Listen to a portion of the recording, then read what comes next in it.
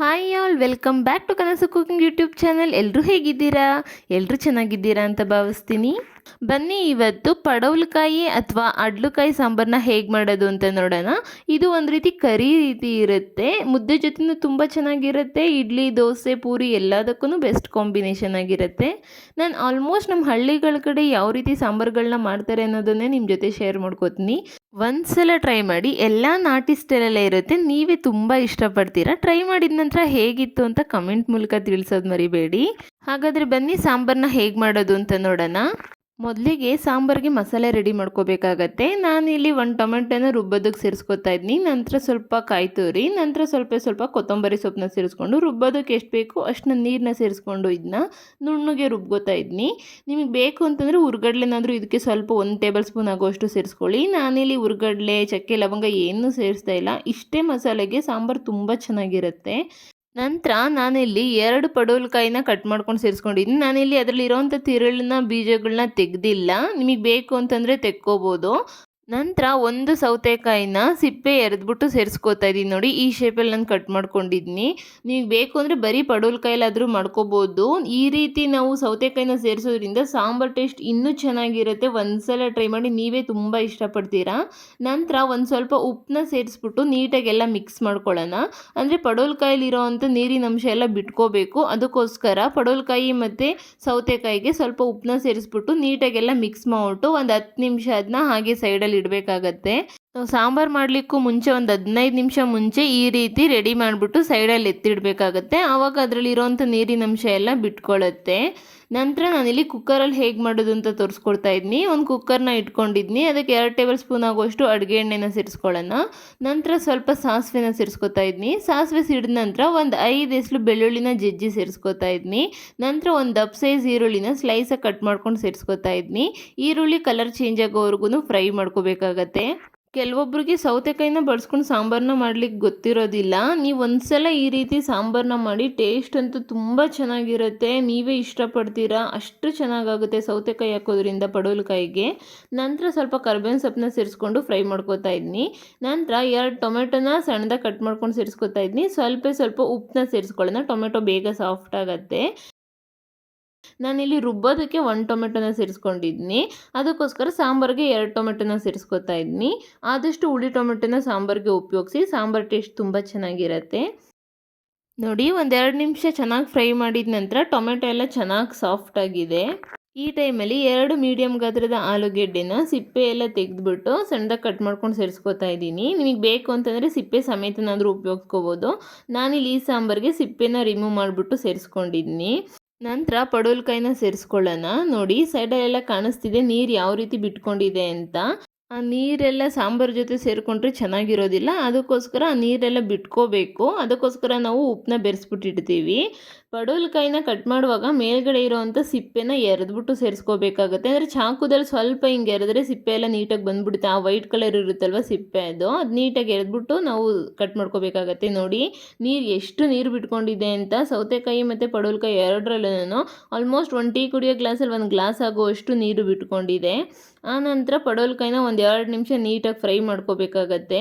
ಪಡವಲಕಾಯಿಗೆ ಆಲ್ರೆಡಿ ಉಪ್ಪು ಹಿಡ್ದಿರುತ್ತೆ, ಯಾಕಂದರೆ ನಾವು ಉಪ್ಪು ಮುಂಚೆನೇ ಸೇರಿಸಿರೋದ್ರಿಂದ ಸ್ವಲ್ಪ ಉಪ್ಪಿನ ಅಂಶ ನೀಟಾಗೆಲ್ಲ ಹಿಡ್ದಿರುತ್ತೆ. ಪಡವಲಕಾಯಿನ ಒಂದು 5 ನಿಮಿಷ ಫ್ರೈ ಮಾಡ್ಲಿಕ್ಕೆ ಬಿಡಬೇಕಾಗತ್ತೆ. ಅಷ್ಟರಲ್ಲಿ ಬೇಳೆನ ನೆನೆಸಿಟ್ಕೊಳ್ಳೋಣ ಬನ್ನಿ. ನಾನಿಲ್ಲಿ 100 ಗ್ರಾಮ್ ಆಗುವಷ್ಟು ಅವರೆ ಬೇಳೆನ ತೊಗೊಂಡಿದ್ದೀನಿ. ನಂತರ 100 ಗ್ರಾಮ್ ಆಗುವಷ್ಟು ಹೆಸರು ಬೇಳೆನ ಸೇರಿಸ್ಕೊಂಡಿದ್ದೀನಿ. ಇದು ನೀಟಾಗಿ ವಾಶ್ ಮಾಡಿಬಿಟ್ಟು ಆ ಪಡವಲಕಾಯಿ ಬೇಯೋವರೆಗೂ ನೀಟಾಗಿ ಇದನ್ನ ನೆನೆಸಿಡೋಣ. ಅಂದರೆ ನಾವು ಬೇಳೆನ ಮುಂಚೆನೇ ನೆನೆಸಿಟ್ರೆ ನಮಗೆ ಆದಷ್ಟು ಗ್ಯಾಸ್ಟ್ರಿಕ್ ಸಮಸ್ಯೆ ಇರೋದಿಲ್ಲ. ನೀವು ಅಷ್ಟೇ ಸಾಂಬಾರು ಮಾಡುವಾಗ ಬೇಳೆನ ನೆನೆಸಿಟ್ಬಿಡಿ. ಅದೆಲ್ಲ ಫ್ರೈ ಆಗೋ ಅಷ್ಟರಲ್ಲಿ ಬೇಳೆ ಸ್ವಲ್ಪ ನೆನೆಯುತ್ತೆ. ಆನಂತರ ಉಪಯೋಗಿಸಿದ್ರೆ ಸಾಂಬಾರು ತುಂಬ ಚೆನ್ನಾಗೂ ಆಗುತ್ತೆ ಮತ್ತು ಗ್ಯಾಸ್ಟ್ರಿಕ್ ಸಮಸ್ಯೆನೂ ಅಷ್ಟಾಗಿ ಬರೋದಿಲ್ಲ. ನೋಡಿ, ಪಡವಲಕಾಯಿ ಎಲ್ಲ ಚೆನ್ನಾಗಿ ಫ್ರೈ ಆಗಿದೆ. ಈ ಟೈಮಲ್ಲಿ ನಾವು ರುಬ್ಬಿರೋ ಅಂಥ ಮಸಾಲೆನ ಸೇರಿಸ್ಕೋಬೇಕಾಗತ್ತೆ. ನಿಮಗೆ ಬೇಕು ಅಂತಂದರೆ ಬರೀ ಹೆಸರು ಬೇಳೆಲಾದರೂ ಮಾಡ್ಕೋಬೋದು, ಬರೀ ಅವರೆ ಬೇಳೆಲಾದರೂ ಮಾಡ್ಕೋಬೋದು. 2 ಮಿಕ್ಸಲ್ಲಿ ಹಾಕೋದ್ರಿಂದ ಟೇಸ್ಟ್ ಇನ್ನೂ ಚೆನ್ನಾಗಿರುತ್ತೆ. ಹೆಸರು ಬೇಳೆ ದೇಹಕ್ಕೆ ತುಂಬ ಒಳ್ಳೆಯದು, ತಂಪು. ಅದಕ್ಕೋಸ್ಕರ ಹೆಸರು ಬೇಳೆ ಮತ್ತು ಅವರೆ ಬೇಳೆ ಎರಡನ್ನೂ ಮಿಕ್ಸ್ ಮಾಡ್ಕೊಂಡು ನಾನು ಸೇರಿಸ್ಕೋತಾ ಇದ್ದೀನಿ. ಈ ಮಸಾಲೆ ಹಾಕಿದ ನಂತರ ಒಂದು 2 ನಿಮಿಷ ಹಸಿ ಸ್ಮೆಲ್ ಹೋಗೋವರೆಗೂ ಫ್ರೈ ಮಾಡ್ಕೋಬೇಕಾಗತ್ತೆ.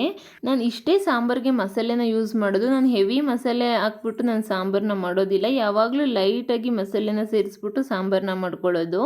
ನಂತರ ಸಾಂಬಾರು ಪೌಡ್ರನ್ನ ಸೇರಿಸ್ಕೋಬೇಕಾಗತ್ತೆ. ನಾನಿಲ್ಲಿ 3 ಟೇಬಲ್ ಸ್ಪೂನ್ ಆಗೋವಷ್ಟು ಸಾಂಬಾರು ಪೌಡ್ರು, 1 ಟೇಬಲ್ ಸ್ಪೂನ್ ಆಗೋವಷ್ಟು ಅಚ್ಚ ಖಾರದ ಪುಡಿನ ಸೇರಿಸ್ಕೊತಾ ಇದ್ದೀನಿ. ನಿಮಗೆ ಸಾಂಬಾರು ಮೆಜರ್ಮೆಂಟ್ ಎಷ್ಟು ಬೇಕೋ ಅಷ್ಟನ್ನ ನೋಡಿಕೊಂಡು ನೀವು ಸಾಂಬಾರು ಪೌಡ್ರನ್ನ ಸೇರಿಸ್ಕೊಳ್ಳಿ. ಸಾಂಬಾರು ಪೌಡ್ರೆಲ್ಲ ಹಾಕಿದ ನಂತರ ಹಾಗೆಯೇ ಡ್ರೈ ಆಗಿ ಇದನ್ನ ನೀಟಾಗಿ ಮಿಕ್ಸ್ ಮಾಡ್ಕೊಳ್ಳೋಣ. ಸಾಂಬಾರು ಮಾಡಲಿಕ್ಕೆ ಸಾಂಬಾರು ಪೌಡ್ರ್ ಒಂದು ಚೆನ್ನಾಗಿ ನಾವು ರೆಡಿ ಮಾಡಿಸ್ಕೊಂಬಿಟ್ರೆ ಸಾಕು, ಎಲ್ಲ ಸಾಂಬಾರನ್ನು ತುಂಬ ರುಚಿಯಾಗುತ್ತೆ. ನಾವು ಕಡಿಮೆ ಮಸಾಲೆ ಪದಾರ್ಥ ರುಬ್ಬಿ ಹಾಕಿದ್ರೂ ಸಾಂಬಾರು ಟೇಸ್ಟ್ ತುಂಬ ಚೆನ್ನಾಗಾಗುತ್ತೆ. ಯಾವಾಗ ಅಂದರೆ ಸಾಂಬಾರು ಪೌಡ್ರು ಚೆನ್ನಾಗಿದ್ದಾಗ. ನಿಮಗೇನಾದರೂ ಸಾಂಬಾರು ಪೌಡ್ರ್ ರೆಸಿಪಿ ಬೇಕು ಅಂತಂದರೆ ನಾನು ಕಮೆಂಟ್ ಮೂಲಕ ತಿಳಿಸಿ. ನಾನು ನಿಮಗೆ ಸಾಂಬಾರು ಪೌಡ್ರನ್ನ ಹೇಗೆ ರೆಡಿ ಮಾಡ್ಕೊಳ್ಳೋದು ಅಂತ ತೋರಿಸ್ಕೊಡ್ತೀನಿ. ಸಾಂಬಾರು ಪೌಡ್ರ್ ಹಾಕಿ ಎಲ್ಲ ಮಿಕ್ಸ್ ಮಾಡಿ ಫ್ರೈ ಮಾಡಿದ ನಂತರ ನೀರನ್ನ ಸೇರಿಸ್ತಾ ಇದ್ದೀನಿ. ನಿಮ್ಗೆ ಸಾಂಬಾರು ಮೆಷರ್ಮೆಂಟ್ ಎಷ್ಟು ಬೇಕೋ ಅಷ್ಟನ್ನು ನೀರನ್ನ ಸೇರಿಸ್ಕೊಂಡು ನೀಟಾಗಿ ಮಿಕ್ಸ್ ಮಾಡ್ಕೊಳ್ಳಿ. ಆನಂತರ ನಾವು ಮೊದಲೇ ನೆನೆಸಿಟ್ಟಿರೋ ಅಂಥ ಬೇಳೆನ ಸೇರಿಸ್ಕೊಳ್ಳೋಣ. ಇದೆಲ್ಲ ರೆಡಿ ಆಗೋ ಅಷ್ಟರಲ್ಲಿ ಒಂದು 6ರಿಂದ 7 ನಿಮಿಷ ಹಿಡಿತು. ಅಲ್ಲಿವರೆಗೂ ಬೇಳೆ ಚೆನ್ನಾಗಿ ನೆಂದಿದೆ. ಇವಾಗ ಈ ಲಾಸ್ಟಲ್ಲಿ ಬೇಳೆನ ಸೇರಿಸ್ಕೊತಾ ಇದ್ದೀನಿ. ನೀಟಾಗೆಲ್ಲ ಮಿಕ್ಸ್ ಮಾಡ್ಕೊಳ್ಳೋಣ. ನೋಡಿ, ನನಗೆ ಸಾಂಬಾರು ಮೆಜರ್ಮೆಂಟ್ ಇಷ್ಟು ಬೇಕಿತ್ತು, ಇಷ್ಟು ಸಾಂಬಾರನ್ನ ರೆಡಿ ಮಾಡ್ಕೊಂಡಿದ್ದೀನಿ. ಸಾಂಬಾರು ತಿಕ್ನೆಸ್ ನಾನು ಯಾವ ರೀತಿ ರೆಡಿ ಮಾಡ್ಕೊಂಡಿದ್ದೀನಿ ಅಂತ ನೋಡಿ. ಈ ರೀತಿ ಸಾಂಬಾರು ತಿಕ್ನೆಸ್ ಇರಬೇಕು. ಅದು ಬೆಂದಾಗ ತಿಕ್ನೆಸ್ ಇನ್ನು ಸ್ವಲ್ಪ ಜಾಸ್ತಿ ಆಗುತ್ತೆ. ಅವರೆಬೇಳೆ ಮತ್ತು ಹೆಸರುಬೇಳೆ ಹಾಕಿರೋದ್ರಿಂದ ಅದೆಲ್ಲ ಚೆನ್ನಾಗಿ ಬೆಂದು ಎಲ್ಲ ತಿಕ್ನೆಸ್ ಇನ್ನೂ ಜಾಸ್ತಿ ಆಗುತ್ತೆ. ಅದಕ್ಕೋಸ್ಕರ ಸ್ವಲ್ಪ ತೆಳುವಾಗೆ ಮಾಡ್ಕೊಳ್ಳಿ. ಲಾಸ್ಟಲ್ಲಿ 2 ಗುಂಡು ಬದನೆಕಾಯಿನ ಈ ರೀತಿ ಕಟ್ ಮಾಡ್ಕೊಂಡು ಸೇರಿಸ್ಕೊತಾ ಇದ್ದೀನಿ. ನಂತರ ರುಚಿಗೆ ತಕ್ಕಷ್ಟು ಉಪ್ಪನ್ನ ಸೇರಿಸ್ಕೊಳ್ಳೋಣ. ಉಪ್ಪನ್ನ ಆದಷ್ಟು ಕಡಿಮೆನೇ ಸೇರಿಸ್ಕೊಳ್ಳಿ, ಯಾಕಂದರೆ ಪಡವಲಕಾಯಿಗೆ ಆಲ್ರೆಡಿ ನಾವು ಉಪ್ಪು ಹಾಕಿ ಮಿಕ್ಸ್ ಮಾಡಿದ್ದೋ ಅದರಲ್ಲೇ ಉಪ್ಪಿನಂಶ ಇರುತ್ತೆ. ಅದಕ್ಕೋಸ್ಕರ ಸ್ವಲ್ಪನೇ ಉಪ್ಪನ್ನ ಸೇರಿಸ್ಕೊಳ್ಳಿ. ಬದನೆಕಾಯಿ ಯಾವಾಗ್ಲೂ ಲಾಸ್ಟಲ್ಲೇ ಸೇರಿಸ್ಬೇಕಾಗತ್ತೆ, ಯಾಕಂದರೆ ಅದು ಫ್ರೈ ಮಾಡಿದಾಗ ಕಲರ್ ಎಲ್ಲ ಚೇಂಜ್ ಆಗಿಬಿಟ್ಟು ಟೇಸ್ಟ್ ಎಲ್ಲ ಒಂದು ರೀತಿ ಬೇರೆ ರೀತಿಯೇ ಆಗುತ್ತೆ. ಅದಕ್ಕೋಸ್ಕರ ಲಾಸ್ಟಲ್ಲಿ ಸಾಂಬಾರು ಲಿಡ್ ಕ್ಲೋಸ್ ಮಾಡ್ತಾ ಇದ್ದೀವಿ ಅಂತ ಅನ್ನೋ ಟೈಮಲ್ಲಿ ನಾವು ಬದನೆಕಾಯಿನ ಸೇರಿಸ್ಕೋಬೇಕಾಗತ್ತೆ. ನಾನಿಲ್ಲಿ ಸಾಂಬಾರು ಲಿಡ್ ಕ್ಲೋಸ್ ಮಾಡಿ ಒಂದೇ ವಿಷಿಲ್ ಹಾಕ್ಸ್ಕೊಂಡಿರೋದು. ನೋಡಿ ಯಾವ ರೀತಿ ಸಾಂಬಾರು ಬೆಂದಿದೆ ಅಂತ. ಚೆನ್ನಾಗೆಲ್ಲ ಫ್ರೈ ಮಾಡಿರೋದ್ರಿಂದ ಅವರೆಬೇಳೆ ಮತ್ತು ಹೆಸರುಬೇಳೆನೂ ಬೇಗ ಬೆಂದ್ಬಿಡುತ್ತೆ. ತರಕಾರಿ ಎಲ್ಲ ಚೆನ್ನಾಗಿ ನಾವು ಫ್ರೈ ಮಾಡುವಾಗಲೇ ಚೆನ್ನಾಗಿ ಬೆಂದ್ಬಿಟ್ಟಿದೆ. ನೋಡಿ ಸಾಂಬಾರು ಯಾವ ರೀತಿ ಆಗಿದೆ ಅಂತ. ಟೇಸ್ಟ್ ಅಂತೂ ಆಸಮ್ಮಾಗಿತ್ತು ನಿಜವಾಗ್ಲೂ. ಬಿಸಿ ಬಿಸಿ ಮುದ್ದೆ ಜೊತೆ ತಿಂತಾ ಇದ್ರಂತೂ ತುಪ್ಪ ಹಾಕ್ಕೊಂಡು ತುಂಬ ಚೆನ್ನಾಗಿರುತ್ತೆ. ಮತ್ತು ಪೂರಿ, ರೊಟ್ಟಿ ಎಲ್ಲದಕ್ಕೂ ತುಂಬ ಚೆನ್ನಾಗಿರುತ್ತೆ. ನೋಡಿದ್ರಲ್ವ ಎಷ್ಟು ಸಿಂಪಲ್ಲಾಗಿ ನಾವು ಪಡವಲಕಾಯಿನ ಸಾಂಬಾರನ್ನ ನಾಟಿ ಸ್ಟೈಲಲ್ಲಿ ನಾವು ಮಾಡ್ಬೋದು ಅಂತ. ಹಾಗಾದರೆ ಈ ರೆಸಿಪಿ ನಿಮ್ಗೆ ಇಷ್ಟ ಆಗಿದ್ದರೆ ಪ್ಲೀಸ್ ಲೈಕ್ ಮಾಡಿ. ಮತ್ತಷ್ಟು ಈಸಿ ರೆಸಿಪಿಗಾಗಿ ಕನಸು ಕುಕಿಂಗ್ ಯೂಟ್ಯೂಬ್ ಚಾನಲ್ಗೆ ಸಬ್ಸ್ಕ್ರೈಬ್ ಮಾಡಿ. Thank you for watching. Thank you all.